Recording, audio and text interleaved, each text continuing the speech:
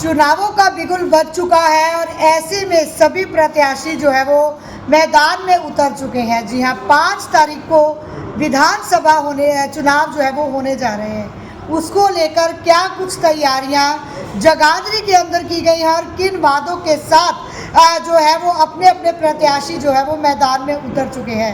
आज हम बात करेंगे चौधरी कंवरपाल जी से कि किन वादों के साथ एक बार फिर से जनता के बीच में आए हैं और किन वादों के साथ एक बार फिर से जनता के दिल में अपनी जगह बनाएंगे। तो चलिए सीधी बातचीत करते हैं। सर नमस्कार। जी नमस्कार सर, बहुत बहुत स्वागत है लाइव टेलीकास्ट के अंदर आपका। जी धन्यवाद आपका। और जो बात आपने कही, देखिए हमने विकास के मुद्दे पे ही चुनाव लड़ा जी और विकास ही हमने किया जी और हमारा मुद्दा विकास ही है आने वाले टाइम में। और जो बड़े काम हैं वो सारे हमने कर लिए, चाहे यहाँ मेडिकल कॉलेज की बात है, चाहे यहाँ हॉस्पिटल बनाने की बात है, चाहे यहाँ से पंचकुला सड़क बनाने की बात है, चाहे यहाँ से कलेक्टर तक जो सड़क बनने लगे उसकी बात है जो कल देहरादून जाएगी, और चाहे और दूसरे जो हॉस्पिटल हैं, कॉलेज हैं, पुल हैं, ITI हैं, सब डिवीज़न हैं। तो ये जो सारे काम हैं, हमने बड़े काम जो हैं हम सारे कर लिए जी। और अब भी हमारा वादा यही है कि जो और काम हैं तो आने वाले टाइम में वो और तेज़ गति से काम होंगे, क्योंकि जो ज़्यादा बजट के काम थे वो लगभग हमने सारे कर लिए। तो आने वाले टाइम में और सुख सुविधा हम जनता को उपलब्ध करा सकें, जैसे आयुष्मान की हमने सुविधा दी, जैसे सरकार ने गैस की सुविधा दी, और जैसे शौचालय बनाने की बात की। तो आने वाले टाइम में हमारा एक तो टारगेट ये है कि जो गरीब आदमी है, जो मतलब जिसके पास अपनी जगह नहीं और मकान नहीं, तो हमने एक निर्णय लिया, कैबिनेट में निर्णय ले भी लिया था हमने, क्योंकि आचारसंहिता लगी हम पूरा नहीं कर सके। तो हम आने वाले टाइम में ज़मीन खरीद के और गरीब आदमी को उसमें मकान बना के देंगे, उसको प्लाट उसमें हम देंगे जी। और दूसरा टाइम में एक एग्रीकल्चर कॉलेज भी हमारे यहाँ बने। तो इस प्रकार के कुछ काम हैं जो हम अगले आने वाले टाइम में करेंगे। ज़्यादा काम हमने करना है।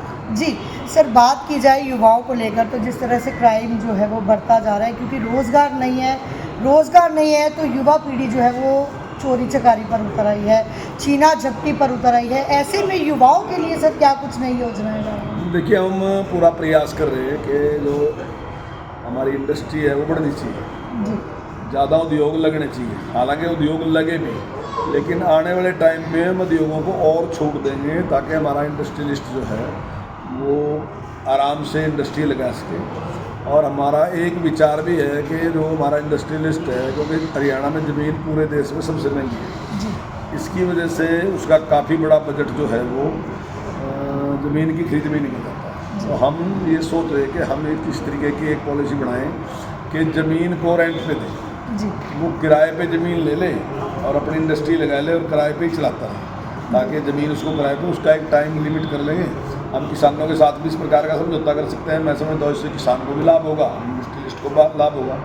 और कुछ पंचायतें भी ऐसी हैं जिनके पास काफ़ी ज़मीन है, कई पंचायतें ऐसी हैं जिनके पास 1-2 हज़ार एकड़ ज़मीन भी है। तो ऐसी पंचायतों में भी हम कोई इंडस्ट्रियल एरिया बना सकते हैं और उससे जहाँ पंचायत को भी लाभ होगा और इंडस्ट्रियलिस्ट को भी लाभ होगा। और मैं समझता हूँ कि रोजगार है वो जरूरी है।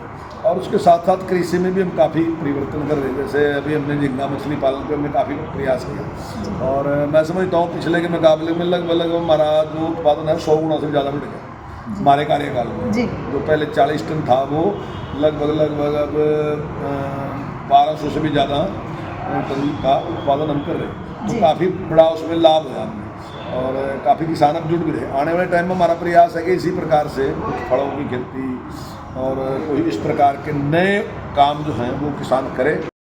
जी सर, क्या मैसेज देना चाहेंगे आने वाले चुनावों को लेकर आम जनता को कि 5 तारीख को सही वोट का इस्तेमाल करें और सही चेहरे को जो है वो चुनें? देखिए, मेन जो बात है मैं यही कहूँगा कि लोगों को विकास को मिलना चाहिए। विकास किसकी सरकार में, कौन सी सरकार है विकास कर सकती। और मैं एक आपसे उदाहरण देना चाहूँगा। अब जब कांग्रेस की सरकार थी उसने वादा किया कि हम 24 घंटे बिजली देंगे, लेकिन दे नहीं सकी।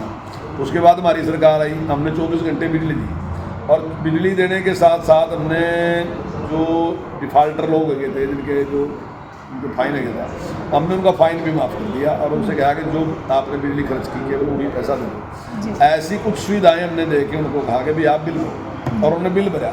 और अब रेगुलर वो बिल भर भी रहे हैं। और उसका परिणाम ये है कि चोरी खत्म होने, हमारे लाइन लॉसेज कम हो गए, चोरी खत्म हुई, तो हमने बिजली के रेट भी कम कर दिए, 40% रेट कम करे।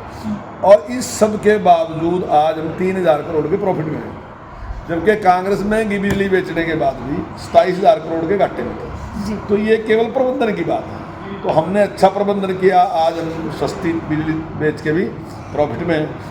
और उनका प्रबंधन सही नहीं था तो वो महंगी बिजली बेच के भी वो घाटे में चले थे। तो ये केवल बिजली की बात नहीं है, ये सारे सिस्टम की बात है। तो हम सिस्टम को चुस्त दुरुस्त करेंगे और निश्चित तौर से उससे जो इंडस्ट्रियलिस्ट है उसको भी लाभ होगा, और जो हमें सरकार है, सरकार को भी लाभ होगा, और जनता को उससे लाभ होगा। जी बहुत बहुत धन्यवाद सर हमारे साथ जुड़ने के लिए। चलिए, क्या कुछ रहा आने वाले चुनावों को लेकर, और वही बात कि वोट देंगे तो वोट का सही इस्तेमाल भी करें। विकास कार्यों को देखते हुए आप अपनी वोट ज़रूर दें, चंद रुपयों के लालच में अपनी वोट को मत बेचें। युवाओं के लिए क्या कुछ नई योजनाएं आई हैं, क्या कुछ आम जनता के लिए नई योजनाएं आई हैं, उन सभी को लेकर लाइव जुड़े थे आप सभी के बीच में। वीडियो को ज़्यादा से ज़्यादा शेयर ज़रूर कीजिएगा और तमाम बड़ी अपडेट के लिए चैनल पर बने रहिएगा।